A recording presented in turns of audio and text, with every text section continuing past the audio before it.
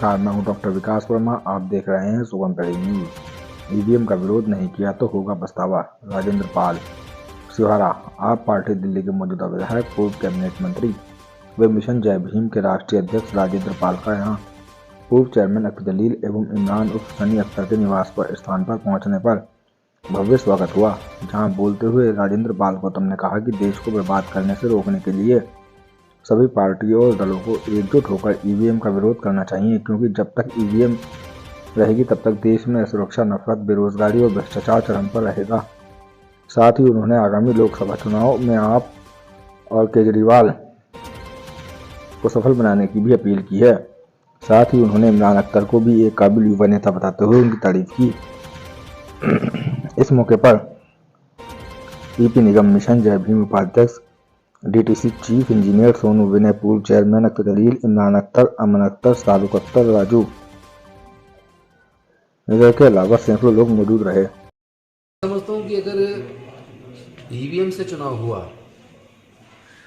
तो अगर हम यहीं बैठे बैठे मंगलयान उतार सकते हैं, मंगल ग्रह पे चंद्रमा पे चंद्रयान उतार सकते हैं, तो फिर मेरा ये मानना है फिर ईवीएम कोई बहुत बड़ी चीज़ नहीं है, उसको भी कहीं ना कहीं से कंट्रोल किया जा सकता है।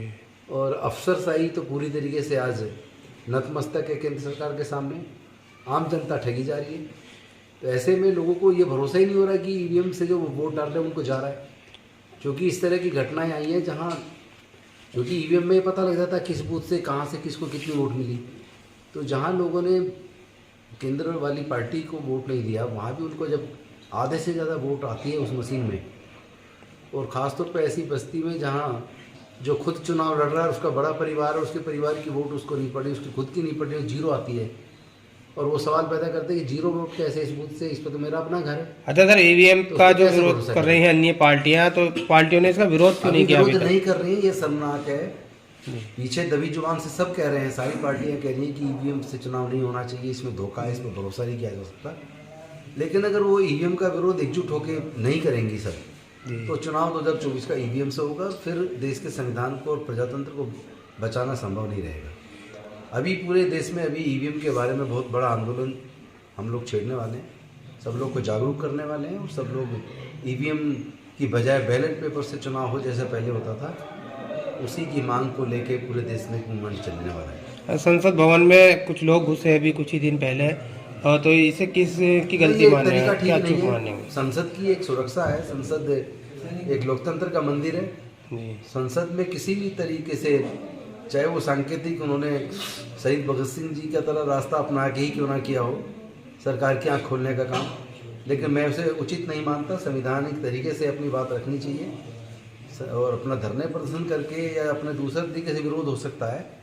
संसद में घुस के, चूंकि आज इन्होंने किया, कल कोई और जरूरी केस इस तरह कर दे, लोग मर जाएं, जनता के चुने प्रतिनिधि। सुरक्षा एजेंसियों की भी बड़ी लापरवाही मानी जा रही है। देश में भी उसका नेगेटिव मैसेज, पूरी दुनिया में नेगेटिव मैसेज जाता है संसद में अगर इस तरह कुछ होता है तो। और निसंदेह की जो जांच एजेंसियां हैं वो संदेह के घेरे में, उनकी जांच पे ये प्रश्न चिन्ह है। पूरी दुनिया के सामने एक नकारात्मक संदेश गया है कि भारत में कैसी जाँच होती है। उनकी संसद में अगर इस तरह लोग चले जाएंगे तो फिर सुरक्षित जगह कौन सी होगी? मोदी जी गारंटी दे रहे हैं चुनाव की, 3 राज्यों में चुनाव जीती है भाजपा जीती नहीं है, जिताई गई है। उसमें सारे शासन, प्रशासन, पैसा, मीडिया, कॉरपोरेट सब मिलके कॉकटेल बना है इनका, और उन सब ने मिलके जो खेल किया है वो सबके सामने है। लेकिन जनता जिस दिन तय कर लेगी, इनका सारा खेल रखा रह जाएगा। लेकिन सर, जब अभी आप ईवीएम को बोल रहे हैं तो जनता क्या करेगी इसमें, जब ईवीएम से वोटिंग? इसीलिए तो ईवीएम के खिलाफ आंदोलन छेड़ रहे हैं। हाँ, तो इसके लिए तो लोकल स्तरीय पार्टियों को आना चाहिए। इस्तेमाल भी बिना अफसरों की मदद के, बिना सत्ता के, शासन के नहीं हो सकता ना। अभी जब